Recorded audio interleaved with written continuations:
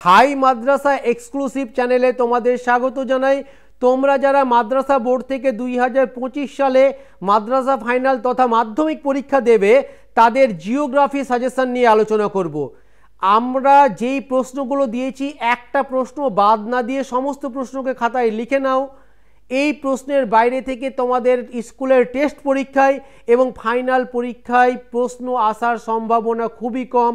তোমরা অধিকাংশ প্রশ্নই প্রায় 90% অ্যাবাভ প্রশ্ন তোমাদের টেস্ট পরীক্ষা এবং ফাইনাল পরীক্ষা এখান থেকেই কমন পাবে।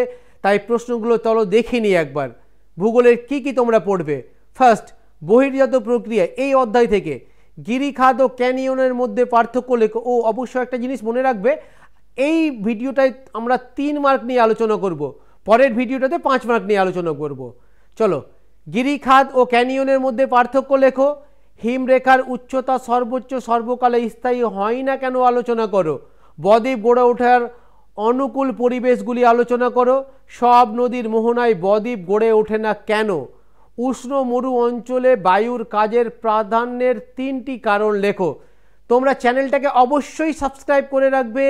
এই চ্যানেলে তোমরা মাদ্রাসা রিলেটেড সমস্ত প্রকার সাজেশন এবং তথ্য পাবে। নেক্সট, উষ্ণ মরু অঞ্চলে বায়ুর কাজের প্রাধান্যের 3টি কারণ লেখো। মরু সম্প্রসারণের কারণগুলি লেখো। পার্বত্য হিমবাহ ও মহাদেশীয় হিমবাহের মধ্যে পার্থক্য লেখো। রসে মোতানে ও ড্রামলিনের পার্থক্য লেখো। ঝুলন্ত উপত্যকায় জলপ্রপাত গড়ে ওঠে কেন। বারখান বালিয়াড়ি ও সিফ বালিয়াড়ির মধ্যে পার্থক্য লেখো ফেডিভেন্ট ও বাজাদার। নেক্সট চ্যাপ্টার, বায়ুমণ্ডল। বিশ্ব উষ্ণায়নে গ্রিন হাউস গ্যাসের ভূমিকা কিরূপ। পার্থক্য লেখো ঘূর্ণবাত ও প্রতীপ ঘূর্ণবাত। নেক্সট, বায়ুচাপের সাথে উচ্চতার সম্পর্ক লেখো। নেক্সট, ব্যাখ্যা করো পুরীর জলবায়ু সমভাবাপন্ন ও দিল্লির জলবায়ু চরম ভাবাপন্ন। নেক্সট, মৌসুমি বায়ুর উপর জেড বায়ুর প্রভাব লেখো বা আলোচনা করো। নেক্সট, ট্রপোস্ফিয়ারে উচ্চতা বৃদ্ধির সাথে সাথে উষ্ণতা হ্রাস পায় কেন। নিরক্ষীয় অঞ্চলে প্রায় প্রতিদিন বিকেলে বৃষ্টিপাত হয় কেন। বৃষ্টিচ্ছায় অঞ্চল কীভাবে সৃষ্টি হয়। নেক্সট, বায়ুমণ্ডল। পার্থক্য লেখো অ্যাপোজি ও পেরিজি। পার্থক্য লেখো সমুদ্র তরঙ্গ, সমুদ্র স্রোত, জোয়ার ভাটার ফলাফলগুলি, সুফল এবং কুফলগুলি আলোচনা করো। মুখ্য জোয়ার ও গৌণ জোয়ারের মধ্যে পার্থক্য লেখো। নেক্সট চ্যাপ্টার, বর্জ্য ব্যবস্থাপনা। পরিবেশের উপর বর্জ্যের 3টি প্রভাব সংক্ষেপে আলোচনা করো। বর্জ্য ব্যবস্থাপনায় নিষ্কাশনের ভূমিকা উল্লেখ করো। বিষহীন ও বিষাক্ত বর্জ্যের মধ্যে পার্থক্য লেখো। বর্জ্য ব্যবস্থাপনায় স্ক্র্যাবারের ভূমিকা উল্লেখ করো। গ্যাসীয় বর্জ্য নিয়ন্ত্রণের উপায়গুলি কি কি। বর্জ্য ব্যবস্থাপনায় 3R এর ভূমিকা লেখো। উৎস প্রকৃতি অনুসারে বর্জ্যের উদাহরণসহ শ্রেণীবিভাগ করো। কিভাবে কঠিন বর্জ্য নিয়ন্ত্রণ করা হয়। নেক্সট চ্যাপ্টার, ভারতের প্রাকৃতিক। ভাঙ্গর ও খাদারের মধ্যে পার্থক্য লেখো। ম্যানগ্রোভ উদ্ভিদের বৈশিষ্ট্য লেখো। মাটির ক্ষয়ের ফলাফল লেখো। মাটি কীভাবে সংরক্ষণ করবে। পার্থক্য লেখো পূর্ব ঘাট ও পশ্চিম ঘাট পর্বতমালা। তাপ্তি ও নর্মদা পশ্চিম বাহিনী কেন। দক্ষিণ ভারতে জলাশয় জলসেচ অধিক প্রচলিত কেন।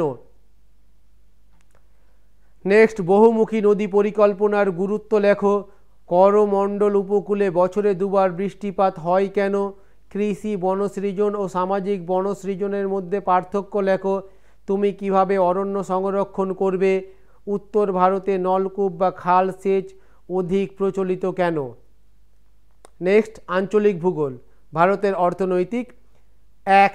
ভারতের রুড় কাকে বলে ও কেন বলা হয়। 2. ভারতীয় কৃষির 3টি বৈশিষ্ট্য সমস্যা লেখো। 3. পাঞ্জাব ও হরিয়ানা রাজ্যের কৃষির উন্নয়নের প্রধান 3টি কারণ লেখো। 4. পরিবহন ও যোগাযোগ ব্যবস্থার মধ্যে পার্থক্য লেখো। 5. ভারতে নগরায়নের 3টি সমস্যা লেখো। 6. সড়ক, রেলপথ, জলপথ, আকাশপথ পরিবহন ব্যবস্থার সুবিধা ও অসুবিধা আলোচনা করো। নেক্সট, উপগ্রহ চিত্র ও ভূবৈচিত্র্য সূচক মানচিত্র। উপগ্রহ চিত্র ও ভূবৈচিত্র্য সূচক মানচিত্রের মধ্যে পার্থক্য আলোচনা করো। সক্রিয় ও নিষ্ক্রিয় সেন্সর কি, উপগ্রহ চিত্রের 3টি গুরুত্ব ব্যবহার আলোচনা করো, উপগ্রহ চিত্রের প্রধান 3টি বৈশিষ্ট্য সংক্ষেপে লেখো। ভিডিওটা শেষ পর্যন্ত দেখার জন্য তোমাদের অসংখ্য ধন্যবাদ। তোমরা কোন বিদ্যালয় থেকে ভিডিওটা শেষ পর্যন্ত দেখলে? সবাই তো আর শেষ পর্যন্ত ভিডিও দেখেনি। তুমি শেষ পর্যন্ত ভিডিও দেখেছো, তুমি কোন বিদ্যালয়ের ছাত্র অনুগ্রহ করে একবার কমেন্ট বক্সে লিখবে।